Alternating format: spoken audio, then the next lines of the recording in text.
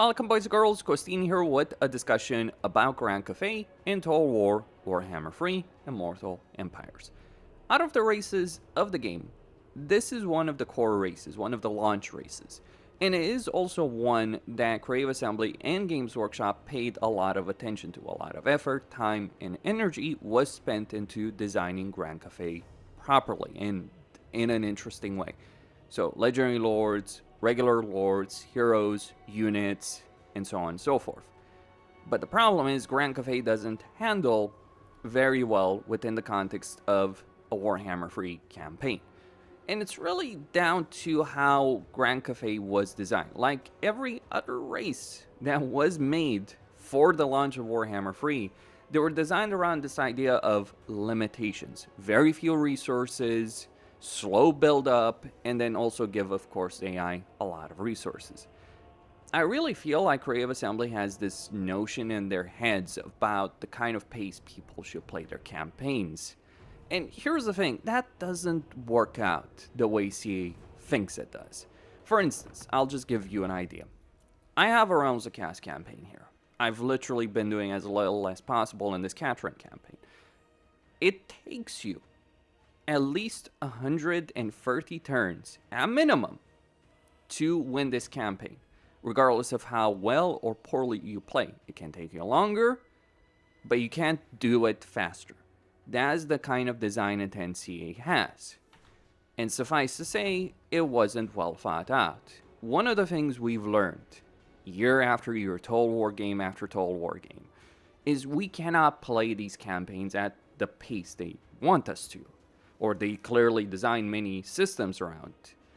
Because if we do so, we will flat out lose. Now, it's one thing to enjoy a longer campaign, but there's a difference between enjoying a longer campaign and just playing the turn button simulator. From Creative Assembly's perspective, they do play that turn button simulator. They don't understand their own games. They don't understand how people play their games. They don't understand the incentive structure of their own games. Because you cannot sit and just build up an army slowly and just fight it out with one stack versus another stack or something like that. No, you have to get going. And that's been the case for many years. And we're not just talking here about Legendary.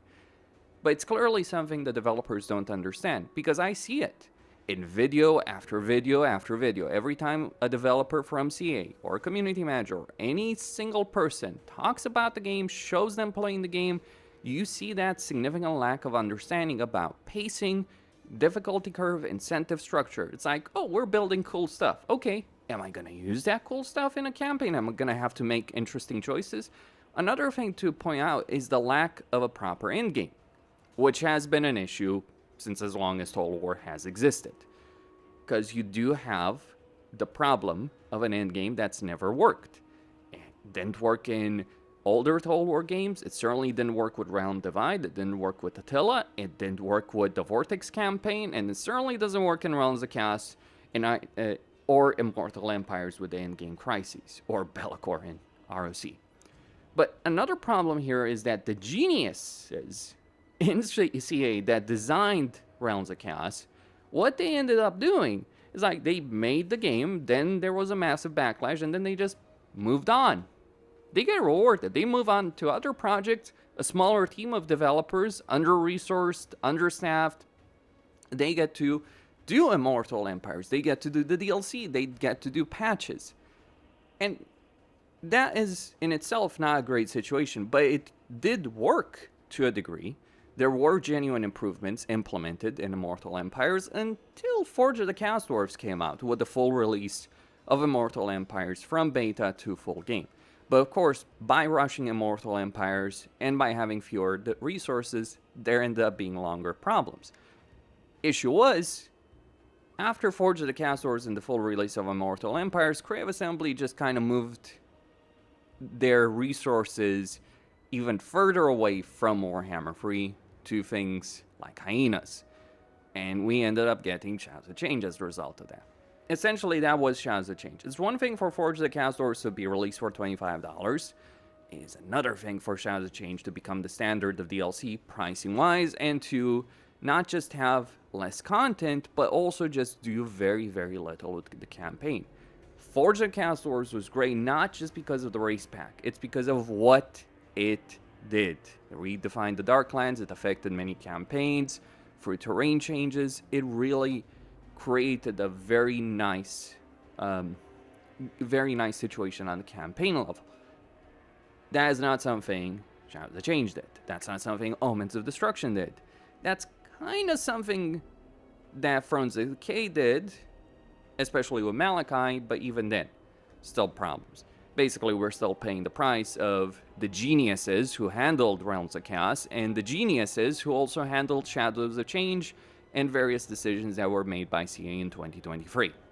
And that is where Cathay comes in. So if we look at Grand Cathay, they do have certain limitations that are trying to force you to build up slower, take it slower. For starters, you do have the climate penalties. You have only certain climates available, so your long-term build-up is going to be slower than in other races. On top of that, you have a limited casualty replenishment situation with only the Great Bastion really offering you any kind of substantial casualty replenishment, and even then it's only 10%. And yes, that does make the entire Great Compass pointless, and even if you didn't have to spend it in Great Bastion, you would just spend it in Celestial Lake, unless you're playing on bow. Creative Assembly's idea, oh, we're gonna throw a bunch of stuff at the player and they're gonna make choices, that's not how Total War works. So climate, casualty replenishment, and then, of course, the Bastion, which is honestly just a resource sink. So many significant resources. The one positive, if you will, is battles do give you a lot of gold, but it's gonna consume more resources than you're generally going to get in a campaign through the Great Bastion. So in itself, it ends up being just a very poorly thought out system, and always was. Now, you add the research tree on top of that, which has things that take dozens and dozens of turns, and many things are just not especially great here. But one can argue that it's fine for a race to be a slow build-up, right? It forces you to make decisions early on. That is not how Cathay works, though. Just because it has systems that punish you and try and slow you down does not mean that they succeed. That's kind of the problem of Cathay.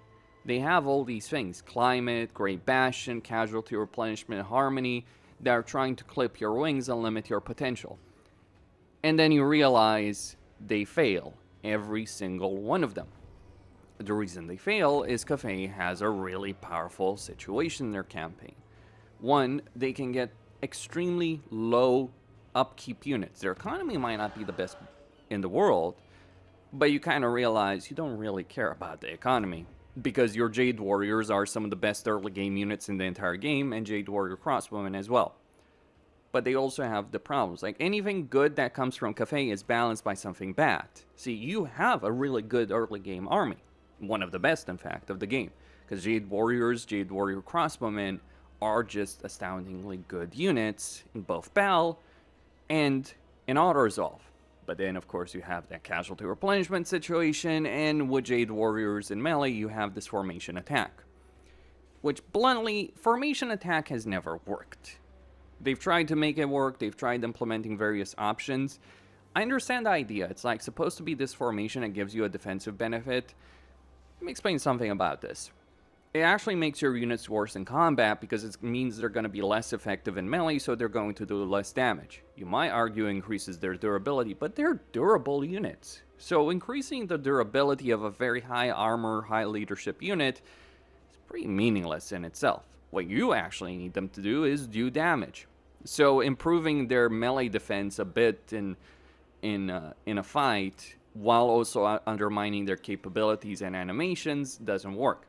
This wouldn't be a problem if it was something you could use in certain situations, but this is on by default, and you have to figure out, and then you have to remember disabling it to actually make your units more effective. That's one of the problems of Cathay. And yes, Jade Warrior Crossbowmen work, not Gao Grenadiers, Iron Hail Gunners, etc.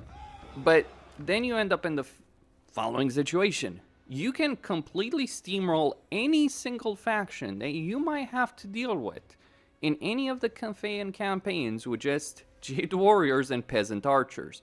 You don't even need Jade Warrior Crossbowmen or Iron Hell Gunners. Just Jade Warriors and Peasant Archers are enough to defeat everyone. It's a good army. And then you're stuck in the situation, well, can I actually use the cool stuff that Cathay has? No, because, sorry, that's locked behind tier 4, tier 5, higher tiers. So you end up in this campaign where a lot of the systems and balancing is done around the idea of you building it slow and trying to slow you down. But then you realize, hold on, I don't need to slow down whatsoever in any way, shape, or form. I can maintain more armies than Skaven do because of how supply lines work with Harmony. Because perfect Harmony reduces upkeep by minus 25% for armies in province, as more than enough to nullify any upkeep increase for a lot of armies in a campaign. You can maintain more armies of Jade Warriors than Skaven can maintain stacks of Clan Rats and Skaven Slaves. Think on that for a moment, how messed up that is. This is where Cathay struggles with. It's not that they lack cool units, they have them, but you never use them because you just dominate so quickly, and then the buildup of everything else is slow. Like, even if you focus everything in Yin to increase your growth, which is obviously going to destroy your recruitment capabilities, but even if you go full Yin, there's only so much growth you have in a campaign. It's a question of how long it takes to build up, the climate penalties, the growth situation, the yin-yang system. Like, there's a lot of systems in place in campaign to just try and slow you down. They fail, and all they do, all they succeed in doing, and all they ever did in a Warhammer free, it just means you're playing your campaign with a limited roster of cool stuff, as opposed to having it available and actually enjoying it. Like, I would love a campaign where I actually use Terracotta Sentinels, but I never do. This is the difference between Cathay and the Dwarves, because in a Dwarven campaign, sure, you might not use Thunder Barges all that much. That's the problem, the late game issue. But you do have a lot of different, very fun, very interesting to use units. Early on, melee units, range units, flying units, artillery units, it's all available. Cathay doesn't have that. Cathay just has literally 2 free units that are worth using early on in a campaign. And you just end up controlling Cathay by turn 20 with stack upon stack upon stack of Jade Warriors and Jade Warrior Crossbowmen. And then you unleash the tides of Cathay against Grimgor and nothing stands in your path. By the way, the AI does this as well. Ever played a long campaign and dare to invade Cathay after like turn 60? Xiaoming will be waiting for you. And honestly, this guy will just be throwing stack upon stack of those Jade Warriors and Crossbowmen. It's this really questionable design of a race, balancing of a race that is predicated on the poorly thought out balancing and pacing of rounds of cast that CA never resolved because they never cared to. And what's annoying here is, really annoying, is CA doesn't seem to learn the lesson. The only time that they've done a better job in all of Total War history is with Malachi. And I'm not sure if that was a situation, that was just a fluke. Because really, it seems to me that for all the great things that Malachi did in his campaign, there were, people complaining about Age of Reckoning, and then you had a half-assed effort implementing the deeps. Because yes, I find the idea of the deeps cool as an idea, but not necessarily well executed. And that's the problem with CA. They have cool ideas, the execution is generally very poor. Very poor balancing. They don't understand how their game is played. They don't understand the balancing of the game. They don't understand campaign pacing. They don't understand the endgame issue. They sometimes show moments where they get it right, but you literally need to have everyone on edge thinking they're about to be fired if they fucked up. Because that's the thing about Thrones of Decay. If Thrones of Decay had not worked out, a lot of people would have been fired in CA. So when everything's on the line, CA can deliver. But if things are not on the line, they just screw up again and again and again. And that's what needs to change. That it's not an ideal situation, CA. You don't want to end up there. We don't want to end up there. Do you think anyone wants to see review bombings or the anger, the frustration, the constant attacks against each other on Reddit and all that? Yeah, some people embrace that, many don't. It is frustrating because you can see these problems from a mile away and it's radio silence.